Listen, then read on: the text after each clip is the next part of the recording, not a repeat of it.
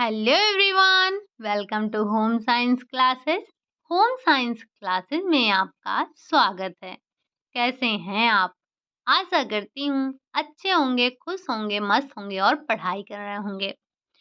आपको पता है कि अभी हमने थोड़ी देर पहले एक्सटेंशन एजुकेशन की इंट्रो क्लास ली थी, जिसमें हमने ये देखा था कि हमें अपने एक्सटेंशन एजुकेशन में कौन-कौन से टॉपिक पढ़ने हैं। और आपको पता है कि यहाँ से अच्छे खासे क्वेश्चन बनते हैं। बहुत ज़्यादा आपको इसमें कुछ पढ़ना नहीं होता है, फिर भी यहाँ से आपके अच्छे खासे क्वेश्चन बन जाते हैं। तो आपने इंट्रो क्लास अभी तक तो ले ही ली होगी। अगर नहीं ली है तो एक बार जाकर ज़रूर लीजिएगा। हम प्रैक्टिस करने वाले हैं प्रसार शिक्षा यानी कि एक्सटेंशन एजुकेशन की। आज की आपकी पहली प्रैक्टिस सेट है। आज के जो क्वेश्चन हैं आपके किसी एक टॉपिक के नहीं हैं। बस ऐसे ही आपके हर एक टॉपिक से 2-2 4-4 क्वेश्चन उठाए गए हैं। क्वेश्चन कुछ बहुत ख़ास नया नहीं है, बस आपको समझ पर ध्यान से क्वेश्चन करना है। क्वेश्चन जो हैं आपके बिल्कुल आपने सारे के सारे क्वेश्चन पढ़े हैं, बस थोड़ा-सा क्वेश्चनों में आपको घुमाया गया है, यानी कि ऑप्शन जो हैं आपके वो ऐसे हैं कि आप गलती कर सकते हैं। तो अगर ध्यान से पढ़ेंगे तो आपके क्वेश्चन आराम से हो जाएँगे। तो उम्मीद है कि पेन और नोटबुक तो लेकर आप बैठे ही होंगे। आप काउंट करेंगे, आपने 45 में से कितना क्वेश्चन सही किया और मुझे लास्ट में ज़रूर बताएँगे कि आपने कितने क्वेश्चन सही किए हैं। चलिए बढ़ते हैं आज के अपने पहले क्वेश्चन की तरफ, जो कि हमारे एक्सटेंशन एजुकेशन का पहला क्वेश्चन है। क्या एक्सटेंशन शब्द किस भाषा का शब्द है? क्या ये जर्मन का है, ग्रीक का है, लैटिन भाषा का शब्द है या फिर फ्रांस का है? तो ये जो एक्सटेंशन शब्द है, ये आपके लैटिन भाषा के शब्द एक्सटेंसियो से बना है। ठीक? अगला क्वेश्चन है आपका, क्वेश्चन नंबर 2 है। क्वेश्चन आपके बहुत लेंदी नहीं हैं, क्वेश्चन आपके बिल्कुल छोटे-छोटे हैं, बस आपको देखना है, आंसर को अपने नोट डाउन करना है, काउंट करते रहना है कि कितना क्वेश्चन सही हुआ है। प्रसार शिक्षा है, ये जो प्रसार शिक्षा है, ये कैसी शिक्षा है? क्या ये ग्रामीणों की शिक्षा है? क्या ये पढ़े-लिखे लोगों की शिक्षा है? क्या ये रोजगारों की शिक्षा है या फिर उपरोक्त सभी? आपको पता है प्रसार शिक्षा क्या है? तो प्रसार शिक्षा ग्रामीणों की शिक्षा है, पढ़े-लिखे नहीं अनपढ़ों की शिक्षा है, रोजगारों की नहीं बेरोजगारों की शिक्षा है। तो इसमें आपका एक ही ऑप्शन राइट होगा, वो है पहला कि जो आपका प्रसार शिक्षा है, प्रसार शिक्षा ग्रामीणों की शिक्षा होती है। ठीक? बढ़ते हैं अगले क्वेश्चन, क्वेश्चन नंबर 3 पर। प्रसार शिक्षा परिवर्तन करता है। ये जो प्रसार शिक्षा है, ये किसमें परिवर्तन करता है? क्या आपकी संस्कृतियों में परिवर्तन करता है? क्या ये ज्ञान, कौशल और अभिवृत्ति में परिवर्तन करता है? दोनों में करता है या फिर किसी में भी नहीं करता? तो देखिए, जो प्रसार शिक्षा है, ये कभी भी आपकी संस्कृतियों में परिवर्तन नहीं करता है। ये आपके ज्ञान, कौशल, अभिवृत्त, मनोवृत्त, व्यवहार इन सब में परिवर्तन लाता है। और परिवर्तन लाने का उद्देश्य क्या होता है कि ग्रामीणों का उत्थान किया जाए, उनके स्थानीय परिवेश में ही उनको ज्ञान दिया जाए, उनके रोजगार के अवसर को बढ़ाया जाए। ठीक? अगला क्वेश्चन है, क्वेश्चन नंबर 4 है। प्रसार शिक्षा है, कैसी है?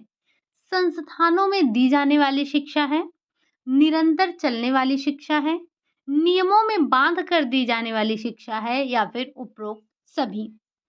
अभी इसी में आपका 1-2 ऑप्शन और होता है, जैसे ये एक औपचारिक शिक्षा है। तो आपको पता है कि जो प्रसार शिक्षा है वो किसी संस्थान में नहीं दी जाती है। ग्रामीणों के लिए जहाँ पर उनको शिक्षा की आवश्यकता होती है, जिस परिवेश में हैं, वहीं पर शिक्षा दी जाती है। जब उनको समय होता है अर्थात जब ग्रामीणों को समय होता है तब ये शिक्षा दी जाती है। उनकी ग्रामीणों की आवश्यकता पर आधारित ये शिक्षा होती है। तो ये जो प्रसार शिक्षा है, ये संस्थान में दी जाने वाली शिक्षा नहीं है, ना ही ये नियमों में बाँध कर दी जाती है। ये तो एक निरंतर चलने वाली प्रक्रिया है, जो कि आपका एक चलता रहता है, जीवन पर्यंत चलता रहता है। जैसे जो औपचारिक शिक्षा होती है, उसका एक समय निर्धारित होता है, उसका एक पाठ्यक्रम निर्धारित होता है, उसको पढ़ने और पढ़ाने वाले फिक्स होते हैं कि कौन जा रहा है, कब जा रहा है, क्या पढ़ेगा, कितने समय तक पढ़ेगा, ठीक? लेकिन ये जो प्रसार शिक्षा होती है, ये ऐसा नहीं होता है। ये आपका निरंतर चलता रहता है, आवश्यकताओं पर आधारित होता है, ग्रामीणों के उत्थान के लिए चलाया जाता है, ग्रामीणों के रुचियों के आधार पर चलता है। ये ग्रामीणों के जब उनको समय होता है, ग्रामीणों के समय पर इनको शिक्षा दी जाती है, तो ये आपका एक निरंतर चलने वाली प्रक्रिया है, ठीक? अगर आपने पहली, दूसरी, तीसरी, चौथी, 5वीं क्लास ली होगी, तो ये सारी चीज़ें आपने बहुत अच्छे से पढ़ रखा है। बढ़ते हैं अगले क्वेश्चन, क्वेश्चन नंबर 5 पर। शिक्षा का यहाँ पर शिक्षा से अर्थात हमारा ये है कि प्रसार शिक्षा, ठीक? देखिए, अगर ऐसा शायद आपकी एक बार पीवाईक्यू में आया था, मुझे याद नहीं आ रहा है, कि शिक्षा का उद्देश्य, तो आपको पता है कि आप ये जो आप होम साइंस पढ़ते हैं, इसमें हम प्रसार शिक्षा पढ़ते हैं। अगर कभी आपको सिर्फ़ गलती से शिक्षा दिख जाए और ऑप्शन में आपके ये जो ऑप्शन है आपका प्रसार शिक्षा से मेल खाता हुआ रहे, तो आपको तुरंत समझ जाना है कि ये प्रसार शिक्षा की ही बात की जा रही है, ठीक? तो जब हम बात करते हैं प्रसार शिक्षा की, तो प्रसार शिक्षा का परम उद्देश्य क्या होता है? क्या नियमों में बाँधकर शिक्षा देना, दबाव डालकर शिक्षा देना, व्यवहार में परिवर्तन लाना या फिर उपरोक्त सभी? तो आपको पता है ना कि जो प्रसार शिक्षा है इसका परम उद्देश्य ये होता है कि लोगों के व्यवहार में परिवर्तन लाया जाए, उनके ज्ञान, उनके कौशल, उनके मनोवृत्ति में परिवर्तन लाया जाए। ये बाँध कर शिक्षा नहीं दी जाती है और ना ही आप किसी पर दबाव डालकर प्रसार शिक्षा दे सकते हैं। ये तो स्वतंत्र होती है, ये स्वैच्छिक शिक्षा होती है। अगर आपको आपकी इच्छा है तभी आप सीखेंगे, तभी आप प्रसार शिक्षा लेंगे, ठीक? तो ये आपका प्रसार शिक्षा का जो परम उद्देश्य होता है, वो आपका ये है कि व्यवहार में परिवर्तन लाया जाए, ठीक? अगला क्वेश्चन है, क्वेश्चन नंबर 6 है। कह रहा है प्रसार शिक्षा की आवश्यकता है, क्यों है? क्या पलायन को बढ़ावा देने के लिए है? कार्य कुशलता को घटाने के लिए है? सीखने और सिखाने के लिए है या फिर उपरोक्त सभी? आपने प्रसार शिक्षा की आवश्यकता देखी है? बिल्कुल देखा है आपने। तो ये जो प्रसार शिक्षा होता है, ये कभी भी पलायन को बढ़ावा नहीं देता है। ये पलायन को रोकने में सहयोग देता है। पलायन को रोकने के लिए आवश्यक होता है। ये आपकी कार्य कुशलता को घटाता थोड़ी ना है, ये तो आपकी कार्य कुशलता को बढ़ाता है। तो उपरोक्त सभी होगा नहीं, बचा क्या आपका ऑप्शन? बचा कि ये सीखने और सिखाने के लिए आवश्यक होता है। ऐसा नहीं है कि सिर्फ़ सीखता ही है व्यक्ति, मतलब आप जो प्रसार कार्य करता है वो गाँव वालों को सिखाता भी है, साथ ही साथ कुछ न कुछ सीखता भी है। तो ये जो प्रसार शिक्षा होती है ये सीखने और सिखाने पर आधारित होती है या सीखने और सिखाने के लिए आवश्यक होती है। बढ़ते हैं अगले क्वेश्चन, क्वेश्चन नंबर 7 पर। कह रहा है प्रसार शिक्षा की आवश्यकता में शामिल नहीं है। क्या शामिल नहीं है? क्या नवीन तकनीकों, सूचनाओं एवं विचारों को लोगों तक पहुंचाना, समस्याओं को सुलझाना, पलायन को बढ़ावा देना या फिर मानव व्यवहार में परिवर्तन लाना? तो अभी जो पिछले आपने 3-4 क्वेश्चन पढ़े, उन सब में ये सारे ऑप्शन शामिल थे। तो आपको पता है कि जब हम बात करते हैं प्रसार शिक्षा की आवश्यकता की, तो उसमें ये तो शामिल ही है कि हम नवीन जो तकनीक हुए हैं, जो सूचनाएँ हैं, जो विचार हैं, उन्हें हम ग्रामीणों तक पहुँचाएँ। दूसरा उनकी जो भी समस्या है उनको सुलझाएँ, समझें, साथ ही साथ उनके व्यवहार में परिवर्तन लाएँ। ये तो प्रसार शिक्षा की आवश्यकता में है ही है, लेकिन पलायन को बढ़ावा देना नहीं है, पलायन को रोकना होता है और ये आपने आवश्यकताओं में से एक आवश्यकता देखी थी। बढ़ते हैं अगले क्वेश्चन, क्वेश्चन नंबर 8 पर। प्रसार शिक्षा है, कैसी शिक्षा है? ग्रामीणों की शिक्षा है, बेरोजगारों की शिक्षा है, अनपढ़ों की शिक्षा है या फिर उपरोक्त सभी? पता है, प्रसार शिक्षा निरंतर चलने वाली शिक्षा है। प्रसार शिक्षा ग्रामीणों की शिक्षा है, बेरोजगारों की शिक्षा है, अनपढ़ों की शिक्षा है, व्यापक शिक्षा है, सतत चलने वाली शिक्षा है ना? तो ये सारी विशेषताएँ आपको देखने को मिलती हैं किसमें? प्रसार शिक्षा में। उपरोक्त सभी आपका राइट आंसर हो जाएगा। बढ़ते हैं अगले क्वेश्चन नंबर 8 पर। ये क्या कह रहा है? प्रसार शिक्षा मानव व्यवहार में परिवर्तन लाता है। मतलब किसमें? क्या मानव के ज्ञान में परिवर्तन लाता है, कौशल में परिवर्तन लाता है, अभिवृत्तियों में लाता है या फिर उपरोक्त सभी? तो जब हम बात करते हैं प्रसार शिक्षा मानव के व्यवहार में परिवर्तन लाने की, तो वो इन तीनों में परिवर्तन लाता है। यानी कि ज्ञान में परिवर्तन लाता है, उनके कौशल में परिवर्तन लाता है, साथ ही साथ अभिवृत्तियों में भी परिवर्तन लाता है, अर्थात उपरोक्त सभी आपका यहाँ पर राइट आंसर हो जाएगा। जो क्वेश्चन आपके इंक्लूड हैं, इसमें आपको उपरोक्त सभी तो कई ऑप्शन मिलेंगे, बट ज़रूरी नहीं है कि उपरोक्त सभी आपका राइट ही हो। बढ़ते हैं अगले क्वेश्चन नंबर 10 पर। कह रहा है प्रसार शिक्षा का सिद्धांत है, क्या है? क्या करके विश्वास करना है, देखकर सीखना है, करके सीखना है या फिर इनमें से कोई नहीं? आपने प्रसार शिक्षा के 1, 2, 3, 4, 5, 6 इतने सिद्धांत नहीं पढ़े थे। कम से कम आपने बीसों सिद्धांत पढ़े थे, ठीक है ना? तो उसमें आपका जो सिद्धांत था वो करके विश्वास करना नहीं था, देख कर विश्वास करना भी नहीं था।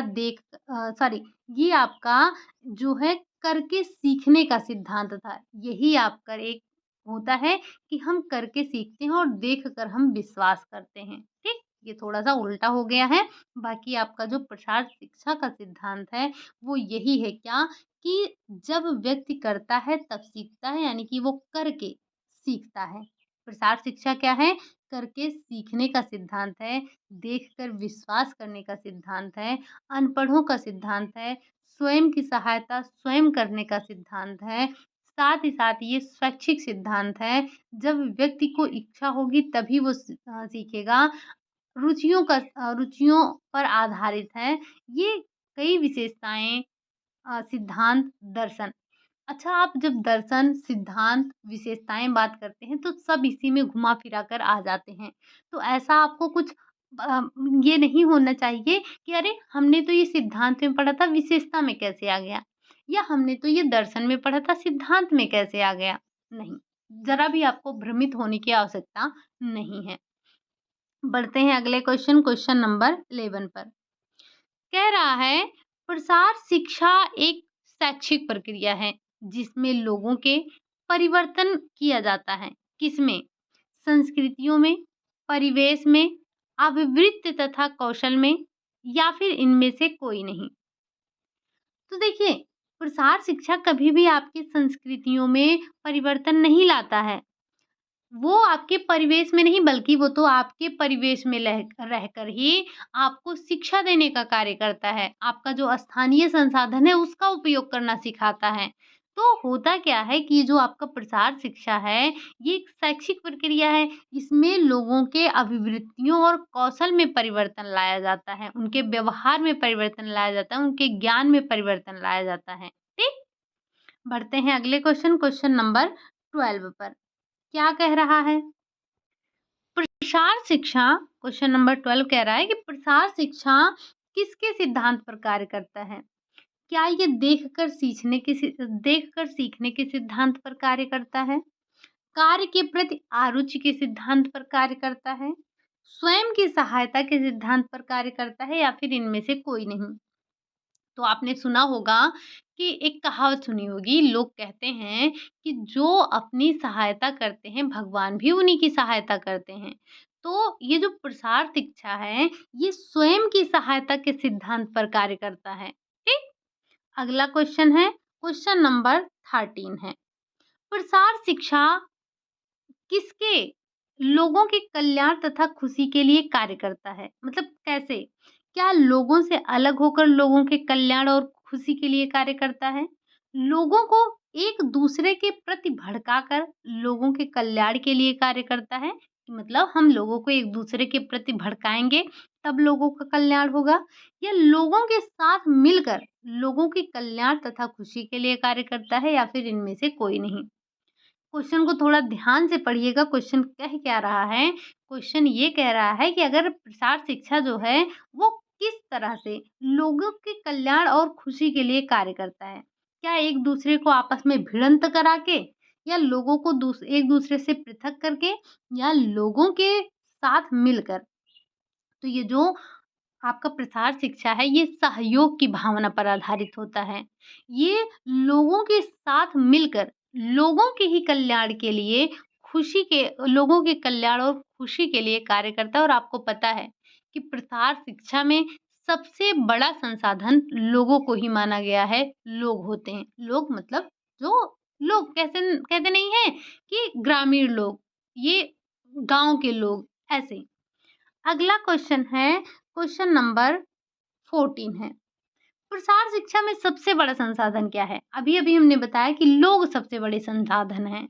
आपने इसके सिद्धांत में देखा था कि प्रसार शिक्षा का सबसे बड़ा संसाधन कौन है? तो लोग सबसे बड़े संसाधन हैं। बढ़ते हैं अगले क्वेश्चन, क्वेश्चन नंबर 15 पर। प्रसार शिक्षा किसके साथ मिलकर कार्य करता है? क्या ये केवल पुरुषों के साथ मिलकर कार्य करता है? क्या ये केवल महिलाओं के साथ मिलकर कार्य करता है? क्या ये केवल युवा प्रौढ़ व्यक्तियों के साथ मिलकर कार्य करता है या फिर सबके साथ मिलकर कार्य करता है?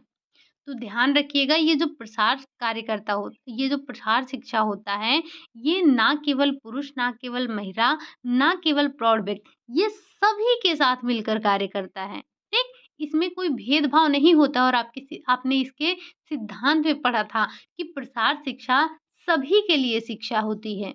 इसमें किसी को आप भेदभाव नहीं कर सकते हैं, ना जाति, धर्म, लिंग, किसी के आधार पर आप भेदभाव नहीं कर सकते हैं। ये सभी लोगों के लिए शिक्षा होती है। ठीक? अगला क्वेश्चन है, क्वेश्चन नंबर 16। प्रसार शिक्षा है, कैसी है? औपचारिक शिक्षा है, कठोर शिक्षा है, व्यवहार में परिवर्तन की शिक्षा है या फिर उपरोक्त शिक्षा है? तो आपको पता है ना कि ये कोई औपचारिक शिक्षा नहीं है। औपचारिक शिक्षा, ये जो हम एक्सटेंशन एजुकेशन पढ़ रहे हैं, जो हम प्रसार शिक्षा पढ़ रहे हैं, ये औपचारिक शिक्षा है। क्योंकि आपको पता है कि हमें क्या पढ़ना है, कितना पढ़ना है, कौन हमें पढ़ा रहा है, ये भी आपको पता है। तो ये जो प्रसार शिक्षा होती है, ये औपचारिक नहीं होती है। औपचारिक तो वो होती है जो नियमों से बद्ध हो, जिसका पाठ्यक्रम निर्धारित हो, समय निर्धारित हो, ठीक?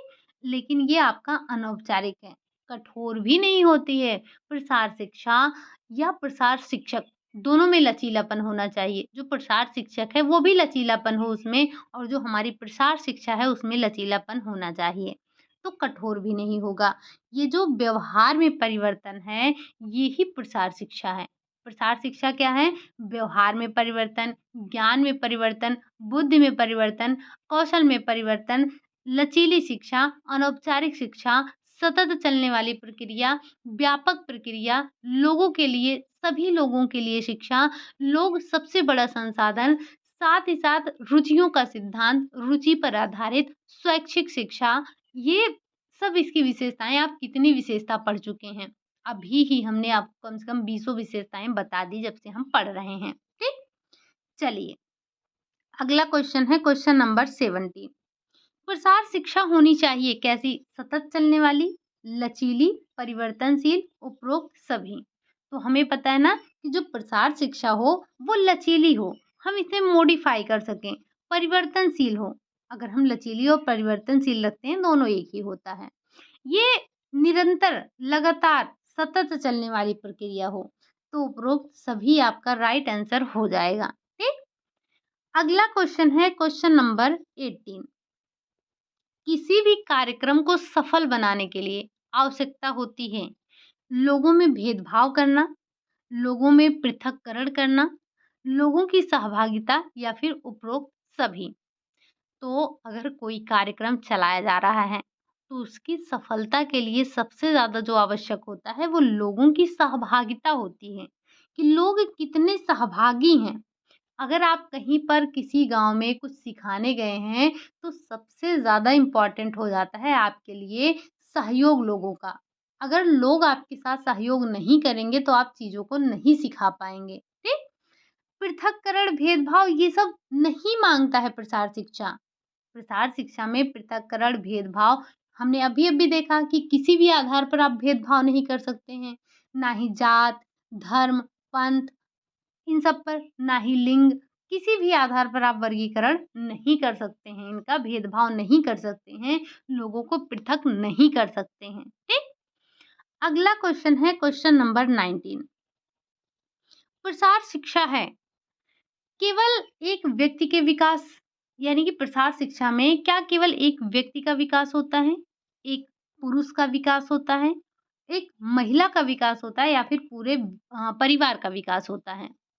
तो जब हम प्रसार शिक्षा की बात करते हैं तो प्रसार शिक्षा से ना केवल एक पुरुष, ना केवल एक महिला, ना केवल एक व्यक्ति बल्कि पूरे के पूरे परिवार का विकास होता है। और आपने ये पढ़ा भी है क्या कि पूरे परिवार के विकास का सिद्धांत, संपूर्ण परिवार तक पहुंच का सिद्धांत पढ़ा है कि नहीं पढ़ा है? बिल्कुल पढ़ा है।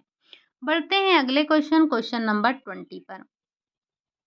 प्रसार शिक्षा आधारित है किस पर? ईर्ष्या की भावना पर, कटुता की भावना पर, सहयोग की भावना पर या फिर सभी पर? तो ये ईर्ष्या की भावना पर नहीं, प्रेम की भावना पर, सहयोग की भावना पर, सहानुभूति की भावना पर, इन सब पर आधारित होता है। तो प्रसार शिक्षा आपकी सहयोग की भावना पर आधारित होता है। ठीक? बढ़ते हैं अगले क्वेश्चन, क्वेश्चन नंबर 21। अच्छा, अगर आपने थोड़ा भी समझा होगा ना, तो यहाँ से एक भी क्वेश्चन आपके गलत नहीं होंगे, है ना? प्रसार शिक्षा, दर्शन ये सब आपने पढ़ रखे हैं। तो ये बड़े बेसिक से टॉपिक हैं, अच्छे क्वेश्चन बनते हैं यहाँ से। अगर आपने थोड़ा-सा भी समझ दिखाया है तो क्वेश्चन गलत नहीं होंगे। ज़रा बताना कि अभी 1-2 क्वेश्चन आपको और मिलेंगे जो कि यही सिद्धांतों से ही लिए गए हैं। बस यहीं तक था आपका 20 नंबर तक जो थे आपके सिद्धांत, विशेषता इन सब से थे।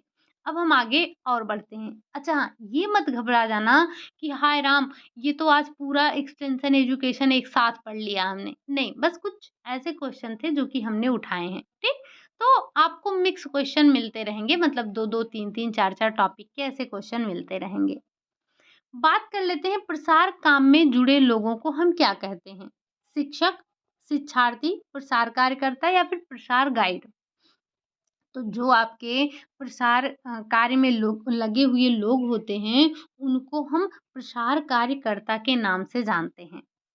बढ़ते हैं अगले क्वेश्चन, क्वेश्चन नंबर 22 पर। ये क्या कह रहा है? क्वेश्चन नंबर 22 कह रहा है, एक प्रसार कार्यकर्ता में गुण होने चाहिए। कौन-कौन से? क्या ग्रामीण संस्कृति एवं समस्याओं से अनभिज्ञ होना चाहिए? विषय का अधूरा ज्ञान, कार्यकुशलता या फिर उपरोक्त सभी? तो यहाँ से 2-3 पॉइंट समझिएगा। जैसे जब आप बात करते हैं एक प्रसार कार्यकर्ता की, जब आप बात करते हैं एक प्रबंधक की, जब आप बात करते हैं एक टीचर के गुण की, ठीक? तो उन सब में कुछ कुछ ऐसे पॉइंट होते हैं जो कि कॉमन होते हैं। जैसे इन सबको अपने विषय का पूरा ज्ञान होना चाहिए, कार्यकुशलता होना चाहिए, विनम्र भाषी होना चाहिए, मधुर भाषी होना चाहिए, लचीला होना चाहिए, इनमें सहयोग की भावना हो, इनमें सद्भावना होनी चाहिए, ईमानदारी होनी चाहिए, अपने कार्य के प्रति निष्ठा होनी चाहिए। ये सारी विशेषताएँ सब पे लागू होती हैं। लेकिन जब हम बात करते हैं एक प्रसार कार्यकर्ता की, तो इसको जो ग्रामीण पहली बात तो इसको ग्रामीण परिवेश से होना चाहिए, इसको ग्रामीण परिवेश के बारे में पूरा ज्ञान होना चाहिए, ग्रामीणों की समस्याओं को समझ सके, उनकी समस्याओं से अनभिज्ञ हो नहीं। तो उसको ग्रामीण संस्कृतियों, समस्याओं इन सब के बारे में जानकारी हो। अधूरा ज्ञान नहीं, उसे अपने विषय का पूरा ज्ञान होना चाहिए, कार्यकुशलता होनी चाहिए। तो आपके ऑप्शन के अकॉर्डिंग से तो आपकी जो प्रसार कार्यकर्ता है उसके गुणों में एक ही गुण मिल रहा है, क्या? कि उसे कार्यकुशलता, उसमें कार्यकुशलता होनी चाहिए। बट साथ ही साथ कुछ और विशेषताएँ ध्यान रखिए, जैसे उसको ग्रामीण परिवेश से होना चाहिए, उसके ग्रामीण संस्कृतियों के बारे में जानकारी होनी चाहिए। ऐसा ना हो कि अगर जैसे गाँव में कोई, जैसे आपने देखा होगा जब हम बात करते हैं अपने गाँव की, तो अगर पूजा पाठ होता है तो वहाँ पर गाय का जो गोबर होता है, काऊ डक समझते हैं आप? तो उससे लिपाई-पुताई होती है, देन पूजा होता है। तो उसको ये पता होना चाहिए कि हमारे कल्चर में है, ये ग्रामीणों की संस्कृति है।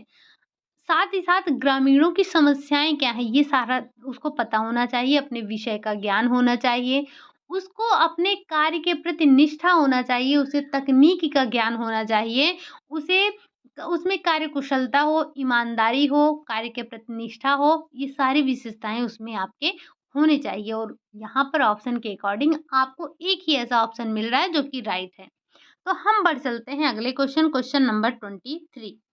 प्रसार कार्यकर्ता होना चाहिए शहरी परिवेश से, विदेश से आया हो, ग्रामीण परिवेश से हो या फिर किसी भी क्षेत्र या परिवेश से हो चलेगा।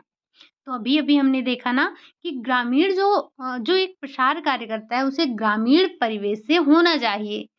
शहर वाले क्या ही जानेंगे गाँव वालों के बारे में इतना? आप ही बताइए आप में से जो लोग शहर में रहते हैं, गाँव वालों के बारे में कितना जानते हैं? तो जो जो आपका प्रसार कार्यकर्ता होता है, उसे गाँव में जाकर लोगों के बीच रहकर उसे सिखाना होता है। तो जब तक वो ग्रामीण परिवेश से परिचित नहीं होगा, उसको पता नहीं होगा कि ग्रामीणों में समस्याएँ क्या-क्या होती हैं, तो वो कैसे समझा पाएगा, कैसे सिखा पाएगा? कैसे लोगों के ज्ञान में परिवर्तन ला पाएगा जब उसे खुद ही ज्ञान नहीं है?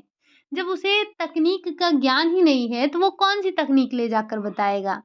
तो ग्रामीण जो प्रसार कार्य करता है, उसे ग्रामीण परिवेश से होना चाहिए, ठीक? अगला क्वेश्चन है क्वेश्चन नंबर 24। प्रसार कार्यकर्ता होना चाहिए साहसी, संयमी, कठोर, परिश्रमी, उपरोक्त सभी। तो इतनी विशेषताएँ हमने देख ही ली हैं। अभी तक तो आपको पता ही चल गया होगा कि ये सारे के सारे गुण एक प्रसार कार्यकर्ता में होना चाहिए। उसको साहसी होना चाहिए, उसको संयमी होना चाहिए। संयमी मतलब समझते हैं? देखिए, प्रसार कार्यकर्ता को संयमी तो होना ही चाहिए, बट ध्यान रखिएगा हर एक व्यक्ति के जीवन में संयम होना बहुत ज़रूरी है। जैसे जो प्रसार कार्य करता है उसको मधुरभाषी भी होना चाहिए क्योंकि आपको पता है ना ये जो ग्रामीण लोग होते हैं ये बड़े जिद्दी, बड़े हठी स्वभाव के होते हैं। आप इनको कोई चीज़ मनवाने में ना ऐसे समझ लीजिए कि पत्थर पर दूब उगाने के बराबर होता है।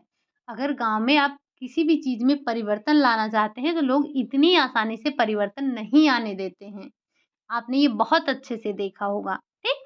तो जो वो साहसी हो, संयमी हो कि अगर कोई 2 बात बोल भी रहा है, तो हमें उसको किस तरह से जवाब देना है, इस चीज़ का उसमें संयम होना चाहिए।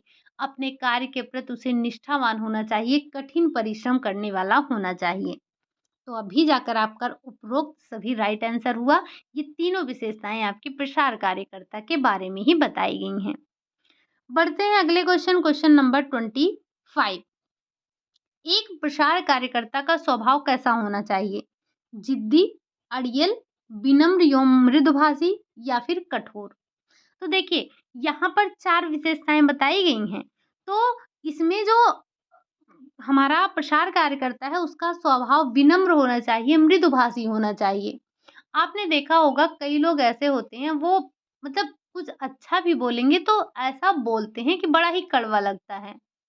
सही बात बोलेंगे तब भी कड़वा लगता है। वहीं कई लोग ऐसे होते हैं जो आपको आपकी कमियाँ भी दिखाएँगे और इतना प्यार से बताएँगे कि आप उनकी बातों को तुरंत मान जाएँगे। ठीक? जैसे ये मान लीजिए कि एक एग्ज़ाम्पल है बहुत अच्छे से कि जैसे आपने घर में कुछ बनाया, तो घर में 4 लोग थे, किसी ने कहा कितना बेकार है, मतलब अच्छा नहीं है, इसमें मिर्ची ज़्यादा कर दी या आपने इसमें मसाले ज़्यादा भर दिए। तो वहीं पे कोई ऐसा भी होगा जो कि कहेगा, खाना तो बहुत अच्छा था, लेकिन अगर इसी में थोड़ी-सी मिर्ची कम होती तो और ही मज़ा आ जाता। मतलब आपने ये अपने दैनिक जीवन में देखा होगा कि कुछ लोग ऐसे बोला वही दूसरे ने भी, लेकिन दोनों के बोलने के तरीके में अंतर था। तो जो आपका प्रसार कार्यकर्ता होता है उसको विनम्र होना चाहिए मतलब बहुत मीठी चीज़ों में मतलब बहुत धीरे से, आराम से, प्यार से, धीरे का मतलब आराम से आहिस्ता-आहिस्ता कहना चाहिए, ठीक? और ये जो जिद्दी और अड़ियल की बात हो रही है, ये तो ग्रामीण होते हैं, जो ग्रामीण होते हैं वो बड़े ही जिद्दी और अड़ियल होते हैं। हम ये काम ऐसे कर रहे हैं तो ऐसे ही करेंगे, आप इसमें दखल मत दीजिए, ठीक? चलिए, लेकिन यहाँ हम बात किसकी कर रहे थे? प्रसार कार्यकर्ता की, तो उसको विनम्र मृदुभाषी होना चाहिए। अगला क्वेश्चन है क्वेश्चन नंबर 26। ग्रामीण जनता होती है अशिक्षित, रूढ़िवादी, अंधविश्वासी, उपरोक्त सभी। तो आपको पता है कि जो ग्रामीणों की हमारी अधिकांश जनसंख्या है वो कैसी है? अशिक्षित है, रूढ़िवादी होती हैं, मतलब उनको अपनी वही पुरानी जो परंपराएं हैं वो रखते चले जाना है। अच्छा, जैसे पहले क्या होता था, मम्मी उम्मी बताती हैं कि जो दादी थी पहले, जो अभी हमारे यहाँ जो गुझिया बनाया जाता है, सबके यहाँ बनता है, होली, दीपावली, पंचमी, इन सब पर बनता है। तो पहले जो होता था वो आटे से बनाया जाता था। मतलब अभी हम क्या करते हैं, मैदे से बनाते हैं या कुछ लोग सूजी से भी बनाते हैं। तो अरे जो वो बेला जाता है उसको, उसकी बात कर रहे हैं। तो पहले क्या होता था, आटे से बनाया जाता था। और फिर अब, लेकिन अभी तो सबके घरों पर सूजी या फिर मैदा ही यूज़ होता है। तो पहले क्या होता था, जब दादी लोग हुआ करती थी, तब मतलब उनकी भी जो सास-वास रही होंगी, मतलब जो मेरे पिताजी की दादी-वादी रही होंगी, वो लोग भी आटे से बनाते थे। तो जो अभी जब मम्मी की शादी-वादी हुई, उसके बाद भी क्या होता था कि जो दादी थी वो कहती थी नहीं, आटे से ही बनेगा। मतलब फिर मम्मी अपना मैदे-वैदे से बनाती थी, लेकिन जो दादी थी वो थोड़ा-सा ज़रूर आटे का बनाती थी। थोड़ी-सी गुझिया वो आटे की ज़रूर बनाती थी। तो ये क्या है? ये रूढ़वादी है। उनका मानना था कि ये हमारी परंपरा में है, हमको इससे बनाना ही बनाना है। तो ये हो जाता है रूढ़िवादी। अंधविश्वासी, आपको पता है, हालाँकि ये अंधविश्वास को हम अलग-अलग नाम देते हैं। अब आपने देखा होगा कि बहुत, ख़ैर छोड़िए, आपको पता है कि जो अंधविश्वासी होते हैं, ये ग्रामीणों में भी अंधविश्वास होता है और ऐसा नहीं है कि सिर्फ़ ग्रामीणों में ही होता है। आपने देखा होगा बहुत पढ़े-लिखे लोग भी अंधविश्वासी होते हैं। बस हाँ, उनके अंधविश्वास में और ग्रामीणों के अंधविश्वास में अंतर होता है। अंधविश्वासी हर कोई है, बस सबके अपने-अपने अंधविश्वास का स्तर थोड़ा-सा अलग है। यानी कि ये सारी बातें ग्रामीणों के लिए बोली जा रही हैं। तो ये सारी बातें आपके यहाँ पर उपरोक्त सभी सही हो जाएगा। जो ये 3 विशेषताएँ आप देख रहे हैं, अंधविश्वासी, रूढ़िवादी, अशिक्षित, इन्हीं की वजह से ग्रामीणों को कुछ सिखा पाना थोड़ा-सा मुश्किल होता है, मुश्किल क्या, बहुत कठिन काम होता है। ग्रामीणों के परंपराओं में, ये परंपरा का मतलब जैसे उनकी जो कल्चर है उसकी बात नहीं हो रही है। ये जो रूढ़िवादी उनकी परंपरा है, इसमें परिवर्तन करना मतलब कि पत्थर पर दूब उगाने के बराबर हो जाता है। ठीक? बहुत ही कठिन काम होता है। बढ़ते हैं हम अगले क्वेश्चन नंबर 27 पर। प्रौढ़ शिक्षा का आरंभ कब हुआ था? 2 अक्टूबर 1975, 2 अक्टूबर 1977, 2 अक्टूबर 1978, 2 अक्टूबर 1980। प्रौढ़ शिक्षा का जो प्रारंभ हुआ था, वो आपके 2 अक्टूबर 1978 को हुआ था। ज़रा हमें बताएँगे कि ये 1975 में किसका शुभारंभ हुआ था? कौन-सी ऐसी योजना थी? हम बढ़ते हैं अगले क्वेश्चन नंबर 28।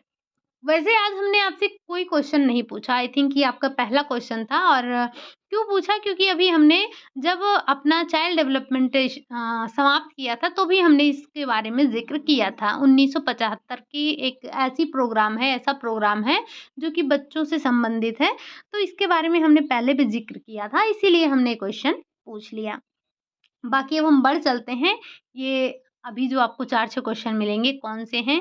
जो स्वतंत्रता पूर्व और स्वतंत्रता पश्चात प्रसार गतिविधियाँ की गई थी, वहाँ से क्वेश्चन हैं। आप सोच रहे होंगे इतनी जल्दी यहाँ पहुँच गए, परेशान नहीं होना है, फिर क्वेश्चन आपको मिलेंगे आगे से भी। शांति निकेतन को कहा जाता है? हरि निकेतन, श्री निकेतन, बाल निकेतन या फिर सारे निकेतन, यानी कि उपरोक्त सभी। तो जो आपका शांति निकेतन है, शांति निकेतन को हम श्री निकेतन के नाम से जानते हैं। बढ़ते हैं अगले क्वेश्चन नंबर 29 पर। भारत के प्रथम नोबेल पुरस्कार विजेता कौन है? महात्मा गांधी, रविन्द्रनाथ टैगोर, पंडित जवाहरलाल नेहरू या फिर इनमें से कोई नहीं। तो जो ये आपके रवीन्द्रनाथ टैगोर हैं, श्री रवीन्द्रनाथ टैगोर जी, ये आपके भारत के प्रथम नोबेल पुरस्कार विजेता हैं। ज़रा आप हमें बताएँगे कि इन्होंने क्या, मतलब इन्होंने राष्ट्रीय गान लिखा था या फिर राष्ट्रीय गीत लिखा था? हम बढ़ते हैं अगले क्वेश्चन नंबर 30 पर। कहा जा रहा है जो श्री रविन्द्रनाथ टैगोर जी हैं, इन्होंने किसकी सहायता से शांति निकेतन में ग्रामीण पुनर्गठन संस्थान की स्थापना की थी?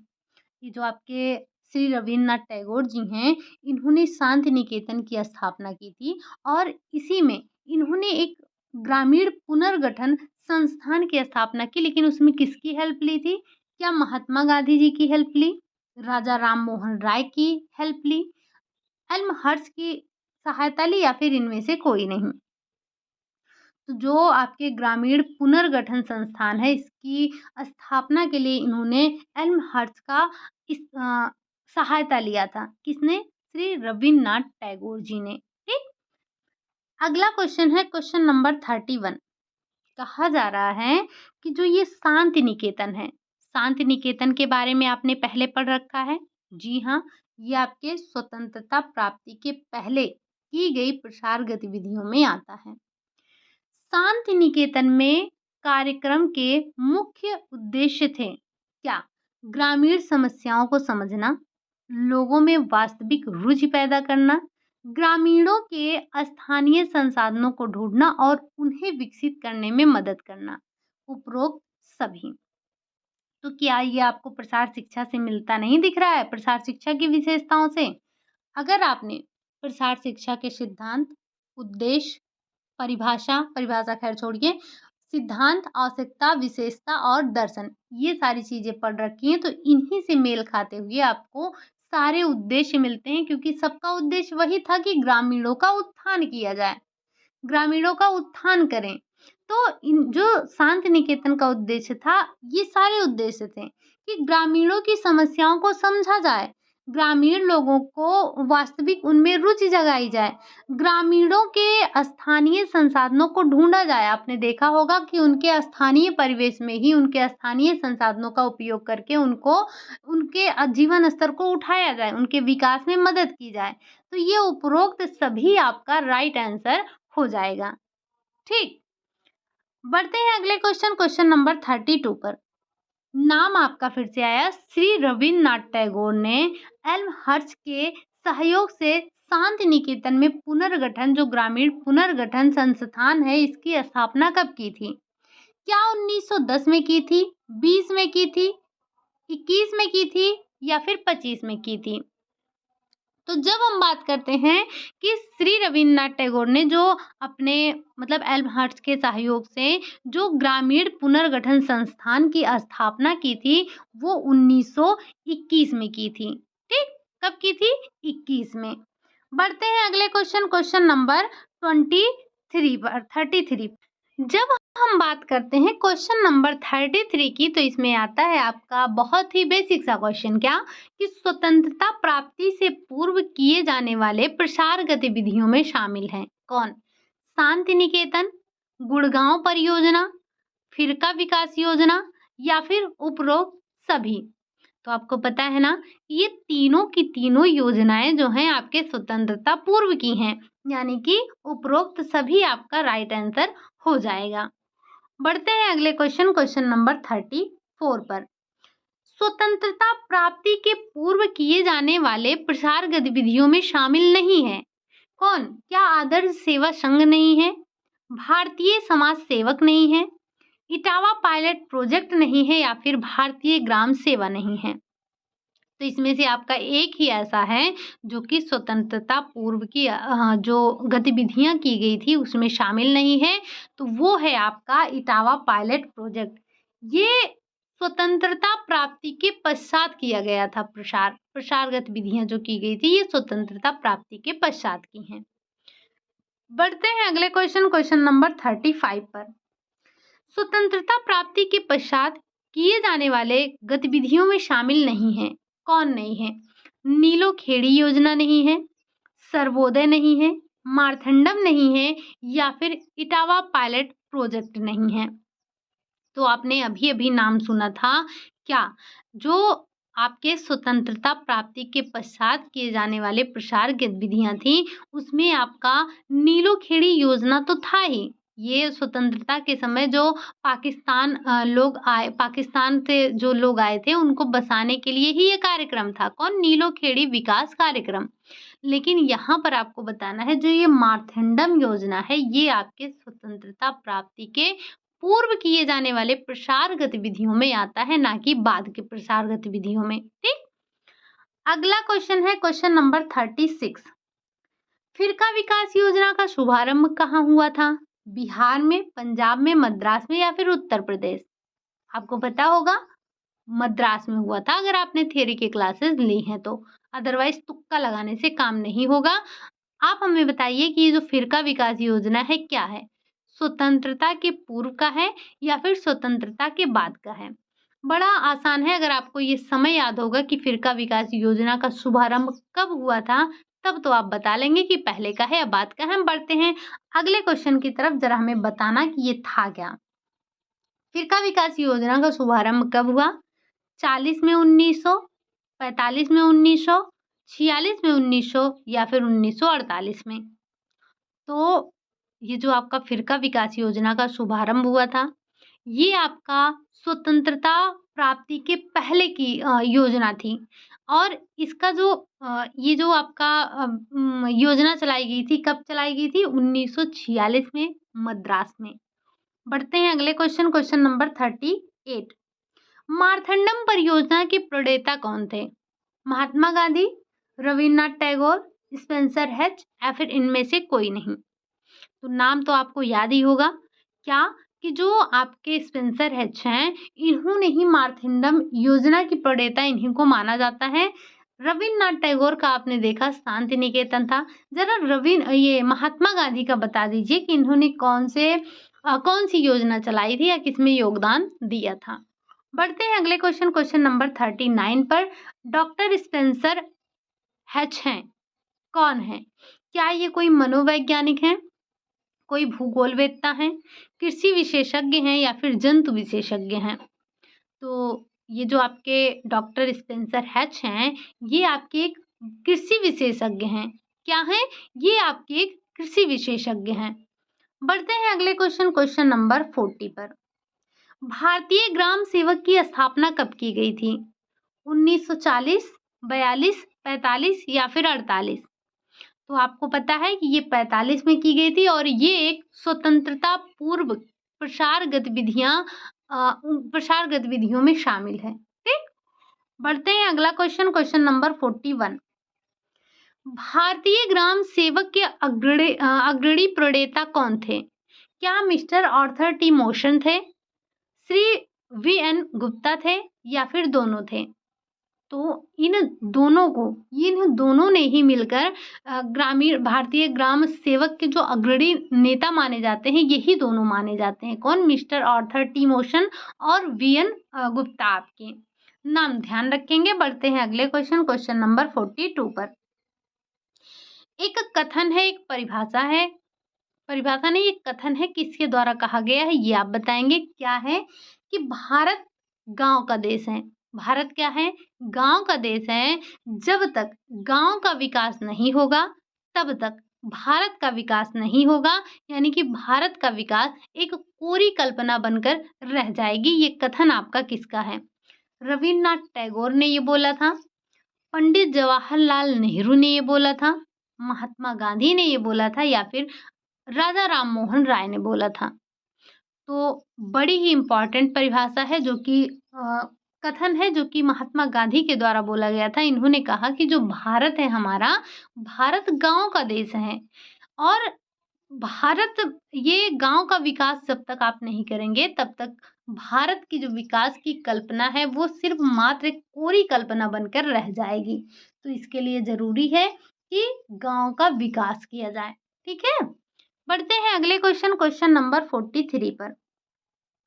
इटावा पायलट प्रोजेक्ट की शुरुआत कब हुई? 1940, 45, 47 या फिर 48? तो आपको पता है कि जो इटावा पायलट प्रोजेक्ट है ये आपका एक स्वतंत्रता प्राप्ति के पश्चात का कार्यक्रम है या प्रोजेक्ट है, जिसकी शुरुआत 1948 में की गई थी। प्रणेता आप बता सकते हैं? जरा इनके प्रणेता का नाम बताइएगा। हम बढ़ते हैं अगले क्वेश्चन नंबर 44। स्वतंत्रता प्राप्ति के पश्चात ग्रामीण विकास की दिशा में भारत सरकार का पहला प्रोजेक्ट कौन सा था? फिरका विकास योजना था, मारथेंडम योजना था, इटावा पायलट प्रोजेक्ट था या फिर उपरोक्त सभी? तो यहाँ पर किसी एक की बात की गई है स्वतंत्रता प्राप्ति के पश्चात की। तो इसमें आपको जो नाम देखने को मिलता है वो मिलता है आपका इटावा पायलट प्रोजेक्ट। ये एक पहला प्रोजेक्ट था जो कि ग्रामीणों के विकास की दिशा में भारत सरकार का पहला प्रोजेक्ट था। जिसका नाम क्या था? जिसका नाम था इटावा पायलट प्रोजेक्ट। बाकी आपको फिरका विकास योजना और मारथेंडम योजना दोनों पता है कि ये तो स्वतंत्रता के पहले की हैं। अच्छा, ये जो शांति निकेतन हुआ या जो गांधी जी के द्वारा प्रोग्राम चलाए गए थे, ये उतने सफल नहीं हो पाए थे। कारण क्या था? इनके पास वित्तीय सहायता नहीं थी। तो किसी भी प्रोजेक्ट को चलाने के लिए वित्तीय सहायता तो चाहिए ही होता है। बढ़ते हैं अगले क्वेश्चन और आज का आपका लास्ट क्वेश्चन है, इटावा पायलट प्रोजेक्ट के प्रणेता कौन थे? स्पेंसर हेच, टी मोशर या फिर अल्बर्ट मेयर या इनमें से कोई नहीं? तो स्पेंसर हेच का नाम सुना था आपने, टी मोशर का नाम सुना था। ज़रा बताइए कि किसने सुना था? बाकी हम बात कर लेते हैं इटावा पायलट प्रोजेक्ट की। तो इसके प्रणेता आपके अल्बर्ट मेयर थे। ठीक? ये थे आपके 45 क्वेश्चन। उम्मीद है कि क्वेश्चन आपको पसंद आए होंगे, सेशन आपको अच्छा लगा होगा, चीज़ें आपने नोट डाउन की होगी। ज़रा बताइए 45 में से आपने कितने क्वेश्चन सही किए? बड़े बेसिक से क्वेश्चन थे, आपके समझ पर आधारित थे। अभी जो हमने लास्ट में डिस्कस किया जैसे कि आपके स्वतंत्रता पूर्व और पश्चात की प्रसार गतिविधियों के बारे में, यही थोड़ा-सा आपके लिए कठिन रहा होगा। कठिन क्यों? क्योंकि इसमें आपको समय पता होना चाहिए और जो प्रणेता वगैरह हैं उनका नाम पता होना चाहिए था। अगर आपने पढ़ा होगा फिर तो याद होगा, नहीं पढ़ा होगा तो ये क्वेश्चन आपके गलत हुए होंगे। बाकी के क्वेश्चन आपके गलत नहीं होने चाहिए थे। उम्मीद यही कर रहे हैं कि गलत नहीं हुए होंगे। बाकी कितना आपने सही किया ज़रा एक बार कमेंट बॉक्स में ज़रूर बताइएगा और जो आपने कल नहीं बताया ना, बहुत गलत किया।